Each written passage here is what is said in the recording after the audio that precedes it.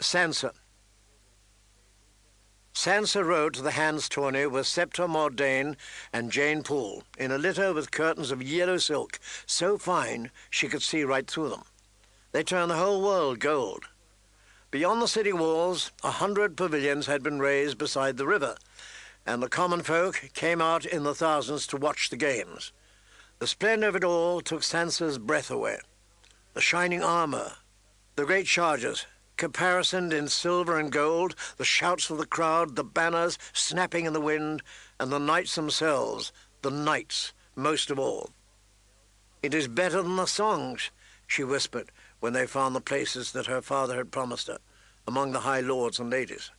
Sansa was dressed beautifully that day in a green gown that brought out the auburn of her hair, and she knew they were looking at her and smiling. They watched the heroes of 100 songs ride forth, each more fabulous than the last. The 7 knights of the King's Guard took the field, all but Jaime Lannister, in scaled armour the colour of milk, their cloaks as white as fresh fallen snow. Sir Jaime wore the white cloak as well, but beneath it he was shining gold from head to foot, with a lion's head helm and a golden sword. Sir Gregor Clegane, the mountain that rides, thundered past them like an avalanche. Sansa remembered Lord Jan Royce, who had guested at Winterfell 2 years before. "His armour is bronze, thousands and thousands of years old, engraved with magic runes that ward him against harm," she whispered to Jane. Septa Mordane pointed out Lord Jason Mallister, in indigo chased with silver, the wings of an eagle on his helm. He had cut down 3 of Rhaegar's bannermen on the Trident. The girls giggled over the warrior priest, Thoros of Myr, with his flapping red robes and shaven head, until the Septa told them that he had once scaled the walls of Pike with a flaming sword in hand. Other riders Sansa did not know, hedge knights from the Fingers and Highgarden and the Mountains of Dawn, unsung free riders and new-made squires, the younger sons of high lords and the heirs of lesser houses. Younger men, most had done no great deeds as yet, but Sansa and Jane agreed that one day the 7 kingdoms would resound to the sound of their names. Sir Balon Swan, Lord Bryce Caron of the Marches, Bronze Yon's heir, Sir Andar Royce, and his younger brother, Sir Robar, their silver steel plate filigreed in bronze with the same ancient runes that warded their father. The twins, Sir Horace and Sir Hubba, whose shields displayed the grape cluster sigil of the red wines, burgundy on blue. Patrick Mallister, Lord Jason's son. 6 Freys of the Crossing. Sir Jared, Sir Hostine, Sir Danwell, Sir Emmon, Sir Theo, Sir Perwyn, sons and grandsons of old Lord Walder Frey, and his bastard son Martin Rivers as well. Jane Poole confessed herself frightened by the look of Jalabar Zoe, an exiled prince from the Summer Isles who wore a cape of green and scarlet feathers over skin as dark as night. But when she saw young Lord Beric Dondarrion, with his hair like red gold and his black shield slashed by lightning, she pronounced herself willing to marry him on the instant. The Hound entered the list as well, and so too the king's brother, handsome Lord Renly of Storm's End. Jory, Allen, and Harwin rode for Winterfell in the north. "Jory looks a beggar amongst these others," Septa Mordane sniffed when he appeared. Sansa could only agree. Jory's armour was blue-grey plate without device or ornament, and a thin grey cloak hung from his shoulders like a soiled rag. Yet he acquitted himself well, unhorsing Horace Redwine in his first joust, and one of the Freys in his second. In his third match he rode 3 passes at a free rider named Lothar Brune, whose armour was as drab as his own. Neither man lost his seat, but Brune's lance was steadier and his blows better placed, and the king gave him the victory. Allen and Harwin fared less well. Harwin was unhorsed in his first tilt by Sir Meryn of the King's Guard, while Allen fell to Sir Balon Swan. The jousting went on all day and into the dusk. the hooves of the great war horses pounding down the lists until the field was a ragged wasteland of torn earth.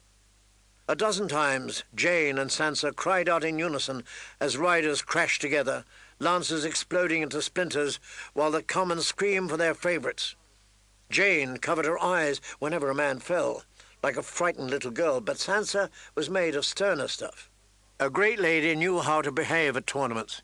Even Septa Mordane noted her composure and nodded in approval. The Kingslayer rode brilliantly. He overthrew Sir Andar Royce and the marcher Lord Bryce Caron as easily as if he were riding at rings, and then took a hard-fought match from white-haired Barristan Selmy, who had won his first 2 tilts against men 30 and 40 years his junior. Sandor Clegane and his immense brother, Sir Gregor the Mountain, seemed unstoppable as well, riding down one foe after the next in ferocious style. The most terrifying moment of the day came during Sir Gregor's second joust, when his lance rode up and struck a young knight from the Vale under the gorget with such force that it drove through his throat, killing him instantly. The youth fell not 10 feet from where Sansa was seated. The point of Sir Gregor's lance had snapped off in his neck, and his life's blood flowed out in slow pulses, each weaker than the one before. His armour was shiny new. A bright streak of fire ran down his outstretched arm as the steel caught the light. Then the sun went behind a cloud, and it was gone. His cloak was blue, the colour of the sky on a clear summer's day, trimmed with a border of crescent moons, but as his blood seeped into it, the cloth darkened, and the moons turned red, one by one. Jane Poole wept so hysterically that Septa Mordane finally took her off to regain her composure, but Sansa sat with her hands folded in her lap, watching with a strange fascination. She had never seen a man die before. She ought to be crying too, she thought, but the tears would not come. Perhaps she had used up all her tears for Lady and Bran. It would be different if it had been Jory or Sir Roderick or father, she told herself. The young knight in the blue cloak was nothing to her, some stranger from the Vale of Arryn, whose name she had forgotten as soon as she heard it. And now the world would forget his name too, Sansa realized. There would be no song sung for him. That was sad. After they carried off the body, a boy with a spade ran onto the field and shoveled dirt over the spot where he had fallen to cover up the blood. Then the joust resumed. Sir Balon Swan also fell to Gregor, and Lord Renly to the Hound. Renly was unhorsed so violently that he seemed to fly backward off his charger, legs in the air. His head hit the ground with an audible crack that made the crowd gasp, but it was just the golden antler on his helm. One of the tines had snapped off beneath him. When Lord Renly climbed to his feet, the commons cheered wildly, for King Robert's handsome young brother was a great favourite. He handed the broken tine to his conqueror with a gracious bow. The hound snorted and tossed the broken antler into the crowd, where the commons began to punch and claw over the little bit of gold, until Lord Renly walked out among them and restored the peace. By then, Septa Mordane had returned, alone. Jane had been feeling ill, she explained. She had helped her back to the castle. Sansa had almost forgotten about Jane. Later, a hedge knight in a checkered cloak disgraced himself by killing Beric Dondarrion's horse and was declared forfeit. Lord Beric shifted his saddle to a new mount, only to be knocked right off by Thoros of Myr. Sir Aeron Santigar and Lothar Brune tilted thrice without result. Sir Aeron fell afterwards to Lord Jason Mallister, and Brune to Jan Royce's younger son, Robar. In the end, it came down to 4, the Hound and his monstrous brother, Gregor, Jaime Lannister, the Kingslayer, and Sir Loras Tyrell, the youth they called the Knight of Flowers. Sir Loras was the youngest son of Mace Tyrell, the Lord of Highgarden and Warden of the South. At 16, he was the youngest rider on the field, yet he had unhorsed 3 knights of the King's Guard that morning in his first 3 jousts. Sansa had never seen anyone so beautiful. His plate was intricately fashioned and enamelled as a bouquet of 1,000 different flowers, and his snow-white stallion was draped in a blanket of red and white roses. After each victory, Sir Loris would remove his helm and ride slowly round the fence, and finally pluck a single white rose from the blanket and toss it to some fair maiden in the crowd. His last match of the day was against the younger Royce. Sir Robar's ancestral runes proved small protection, as Sir Loris split his shield and drove him from his saddle to crash with an awful clangor in the dirt. Robar lay moaning as the victor made his circuit of the field. Finally, they called for a litter and carried him off to his tent, dazed and unmoving. Sansa never saw it. Her eyes were only for Sir Loris. When the white horse stopped in front of her, she thought her heart would burst. To the other maidens he had given white roses, but the one he plucked for her was red. "Sweet lady," he said, "no victory is half so beautiful as you." Sansa took the flower timidly, struck dumb by his gallantry. His hair was a mass of lazy brown curls, his eyes like liquid gold. She inhaled the sweet fragrance of the rose and sat clutching it long after Sir Loris had ridden off. When Sansa finally looked up, a man was standing over her staring. He was short, with a pointed beard and a silver streak in his hair, almost as old as her father. "You must be one of her daughters," he said to her. He had grey-green eyes that did not smile when his mouth did. "You have the Tully look." "I am Sansa Stark," she said, ill at ease. The man wore a heavy cloak with a fur collar, fastened with a silver mockingbird, and he had the effortless manner of a high lord. But she did not know him. "I have not had the honour, my lord." Septa Mordane quickly took a hand. "Sweet child, this is Lord Patar Baelish, of the King's Small Council." "Your mother was my queen of beauty once," the man said quietly. His breath smelled of mint. "You have her hair." His fingers brushed against her cheek as he stroked one auburn lock.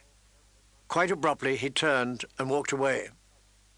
By then the moon was well up, and the crowd was tired, so the king decreed that the last 3 matches were to be fought the next morning before the melee. While the commons began their walk home, talking of the day's jousts and the matches to come on the morrow, the court moved to the riverside to begin the feast. 6 monstrous huge oryx had been roasting for hours, turning slowly on wooden spits, while kitchen boys basted them with butter and herbs until the meat crackled and spit. Tables and benches had been raised outside the pavilions, piled high with sweet grass and strawberries and fresh baked bread. Sansa and Septa Mordane were given places of high honour to the left of the raised dais, where the king himself sat beside his queen. When Prince Joffrey seated himself to her right, she felt her throat tighten. He had not spoken a word to her since the awful thing had happened, and she had not dared to speak to him. At first she thought she hated him for what they'd done to Lady, but after Sansa had wept her eyes dry, she told herself it had not been Joffrey's doing, not truly. The Queen had done it. She was the one to hate, her and Arya. Nothing bad would have happened except for Arya. She could not hate Joffrey tonight. He was too beautiful to hate. He wore a deep blue doublet studded with a double row of golden lions' heads, and around his brow a slim coronet made of gold and sapphires. His hair was as bright as the metal. Sansa looked at him and trembled, afraid he might ignore her or worse, turn hateful again, and send her weeping from the table. Instead, Joffrey smiled and kissed her hand, handsome and gallant as any prince in the songs, and said, "Sir Loris has a keen eye for beauty, sweet lady." He was too kind, she demurred, trying to remain modest and calm, though her heart was singing. "Sir Loris is a true knight." "Do you think he will win tomorrow, my lord?" "No," Geoffrey said. "My dog will do for him, or perhaps my Uncle Jaime. And in a few years, when I'm old enough to enter the lists, I shall do for them all." He raised his hand to summon a servant with a flagon of iced summer wine and poured her a cup. She looked anxiously at Septa Mordane, until Joffrey leaned over and filled the Septa's cup as well. So she nodded and thanked him graciously and said not another word. The servants kept their cups filled all night, yet afterwards Sansa could not recall ever tasting the wine. She needed no wine. She was drunk on the magic of that night, giddy with glamour, swept away by beauties she had dreamt of all her life and never dared hope to know. Singers sat before the king's pavilion, filling the dusk with music. A juggler kept a cascade of burning clubs spinning through the air. The king's own fool, the pie-faced simpleton called Moon Boy, danced about on stilts, all in motley, making mock of everyone with such deft cruelty that Sansa wondered if he was simple after all. Even Septa Mordane was helpless before him. When he sang his little song about the High Septon, she laughed so loud she spilled wine on herself. And Joffrey was the soul of courtesy. He talked to Sansa all night, showering her with compliments, making her laugh, sharing little bits of court gossip, explaining Moon Boy's japes. Sansa was so captivated that she quite forgot all her courtesies and ignored Septa Mordane seated to her left. All the while the courses came and went. A thick soup of barley and venison, salads of sweet grass and spinach and plums sprinkled with crushed nuts, snails in honey and garlic. Sansa had never eaten snails before. Joffrey showed her how to get the snail out of the shell and fed her the first sweet morsel himself. Then came trout, fresh from the river, baked in clay. Her prince helped her crack open the hard casing to expose the flaky, white flesh within. And when the meat course was brought out, he served her himself, slicing a queen's portion from the joint, smiling as he laid it on her plate. She could see from the way he moved that his right arm was still troubling him, yet he uttered not a word of complaint.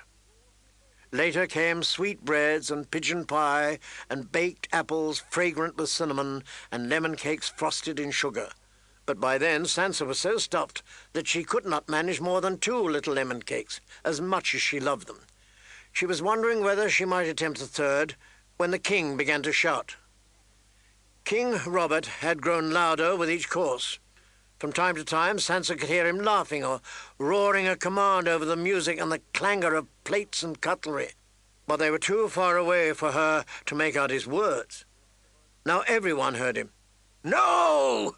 he thundered in a voice that drowned out all other speech. Sansa was shocked to see the king on his feet, red of face, reeling. He had a goblet of wine in one hand, and he was drunk as a man could be. "You do not tell me what to do, woman," he screamed at Queen Cersei. "I am king here. Do you understand? I rule here, and if I say that I will fight tomorrow, I will fight." Everyone was staring. Sansa saw Sir Barristan and the king's brother Renly, and the short man who had talked to her so oddly and touched her hair, but no one made a move to interfere. The queen's face was a mask, so bloodless that it might have been sculpted from snow. She rose from the table, gathered her skirts around her, and stormed off in silence, servants trailing behind. Jaime Lannister put a hand on the king's shoulder, but the king shoved him away hard. Lannister stumbled and fell. The king guffawed. "The great night! I can still knock you in the dirt. Remember that, Kingslayer?" He slapped his chest with his jeweled goblet, splashing wine all over his satin tunic. "Give me my hammer, and not a man in the realm can stand before me." Jaime Lannister rose and brushed himself off. "As you say, Your Grace." His voice was stiff. Lord Renly came forward, smiling. "You've spilled your wine, Robert. Let me fetch you a fresh goblet." Sansa started as Joffrey laid a hand on her arm. "It grows late," the prince said. He had a queer look in his face, as if he were not seeing her at all.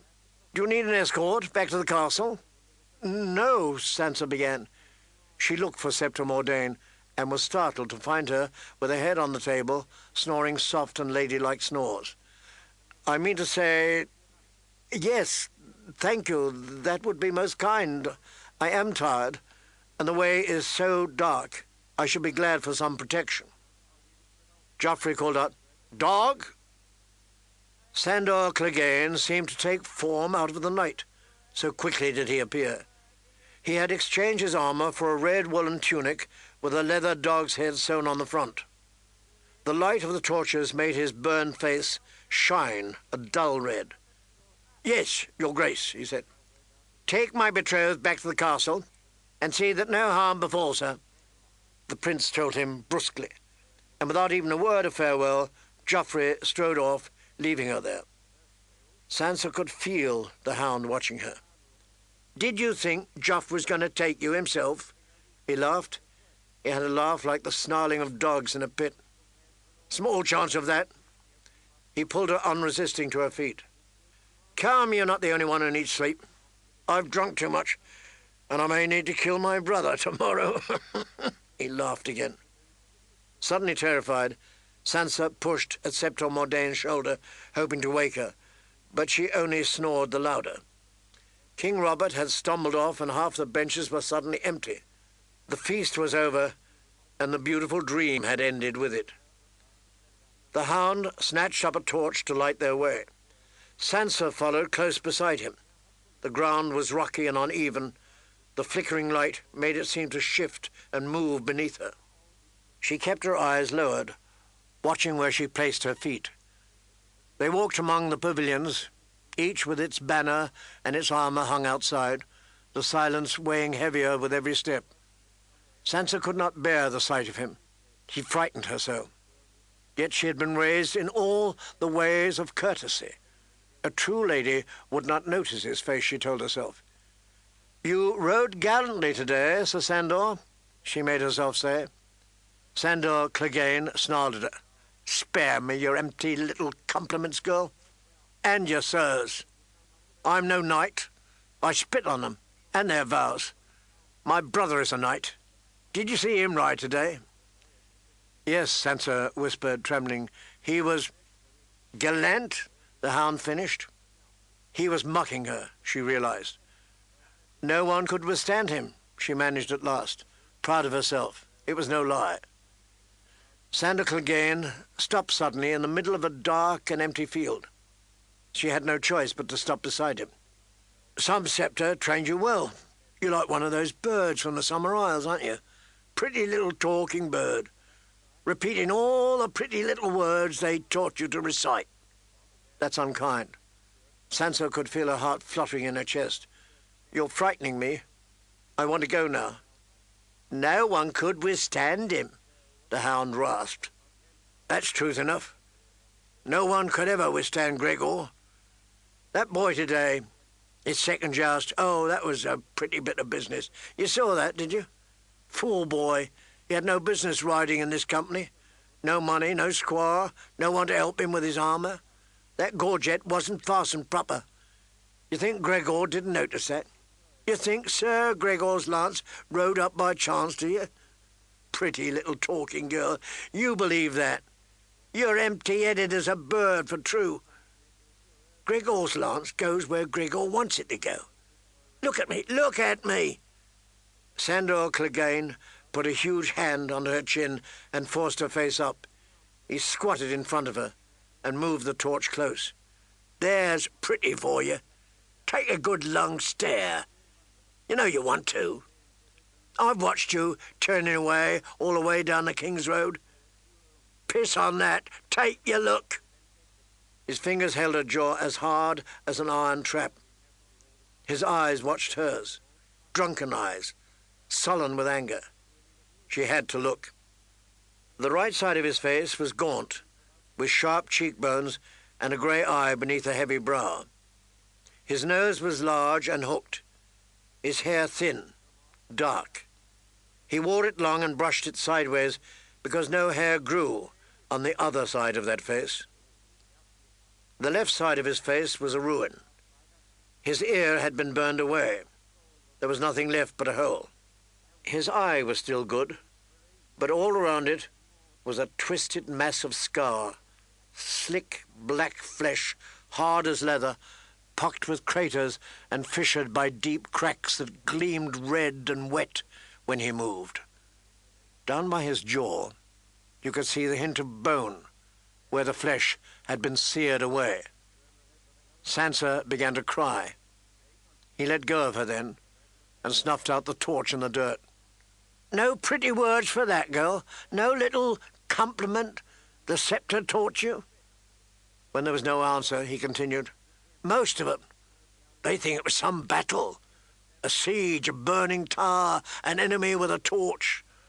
One fool asked me if it was dragon's breath." His laugh was softer this time, but just as bitter. "I'll tell you what it was, girl," he said, in a voice from the night, a shadow leaning so close now that she could smell the sour stench of wine on his breath. "I was younger than you, 6, maybe 7. A woodcarver set up shop in a village under my father's keep, and to buy favour he sent us gifts. The old man made marvellous toys. I don't remember what I got, but it was Gregor's gift I wanted. A wooden knight all painted up, every joint pegged separate, and fixed with strings, so you can make him fight. Gregor is 5 years older than me. A toy was nothing to him. He was already a squire, 6 feet tall and muscled like an ox. So I took his knight. But there was no joy in it, I tell you. I was scared all the while, and true enough, he found me. There was a brazier in the room. Gregor never said a word, just picked me up under his arm and shoved the side of my face down on the burning coals and held me there, while I screamed and screamed. You saw how strong he is. Even then, it took 3 grown men to drag him off me. The Septons preach about the 7 hells. What do they know? Only a man who's been burned knows what hell is truly like. My father told everyone my bedding had caught fire, and our maester gave me ointments. Ointments! Gregor got his ointments too. 4 years later, they anointed him with the 7 oils, and he recited his knightly vows, and Rhaegar Targaryen tapped him on the shoulder and said, "Arise, Sir Gregor." The rasping voice trailed off. He squatted silently before her, a hulking black shape, shrouded in the night, hidden from her eyes. Sansa could hear his ragged breathing. She was sad for him, she realized. Somehow the fear had gone away. The silence went on and on, so long that she began to grow afraid once more. But she was afraid for him now, not for herself. She found his massive shoulder with her hand. He was no true knight, she whispered to him. The hound threw back his head and roared. Sansa stumbled back away from him, but he caught her arm. "No," he growled at her. "No, little bird. He was no true knight." The rest of the way into the city, Sandor Clegane said not a word. He led her to where the carts were waiting, told a driver to take them back to the Red Keep, and climbed in after her. They rode in silence through the King's Gate and up torch-lit city streets.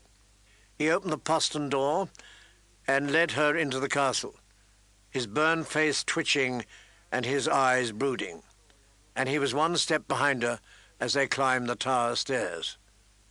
He took her safe all the way to the corridor outside her bedchamber. "Thank you, my lord," Sansa said meekly. The hound caught her by the arm and leaned close. "The things I told you tonight," he said, his voice sounding even rougher than usual. "If you ever tell Joffrey, your sister, your father, any of them—" "I won't," Sansa whispered. I promise." It was not enough. "If you ever tell anyone," he finished, "I'll kill you."